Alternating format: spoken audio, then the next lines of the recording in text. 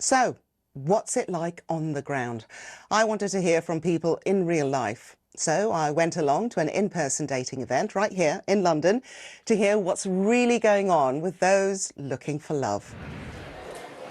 James Birrell is the founder of a brand new dating company, setting up events for people to connect in person at different locations across London. Tonight it's a dating and board game event. The company's just 6 months old, but already these nights are sold out. So James, why do you think that people are essentially turning away from the online virtual dating scene? We've noticed a huge demand for in-person events over the last few months, which is primarily due to people being a little bit tired of online dating through apps, etc. A lot of app fatigue, people really wanting to move back to an in-person experience, make more authentic connections through meeting people face to face. We noticed that slightly more women attend the events than male, as far as we're concerned. What that tells us is that women see these events as a safe space and a comfortable, controlled environment in which to meet new people. Something that maybe if you meet through an app or online at a venue, wherever you live, that just isn't the case. So what we can do is we can set up a much more comfortable, relaxed, safe and controlled environment where people can meet more organically. Now, James, this is a generation that is burdened with historic levels of cost of living.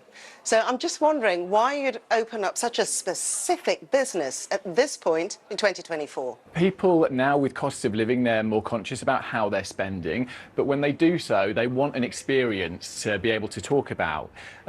So bringing people together in person to enjoy a couple of hours at an event, making friends, making new connections, which is so important in a transient city like London, I think that's something that's really valuable to young people. These events tend to attract typically more women than men.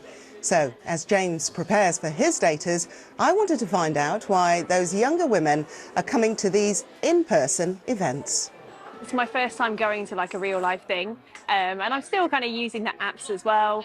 But I think the thing with it is it starts to feel like a bit tiring, like lots of conversations and like I feel like it's quite hard to read people from conversations. The fact that like every day you've got to check the messages and maybe you're talking to a few different people to see if you think you'll get on, and then that's quite time consuming if you've got like work and like friends and stuff as well.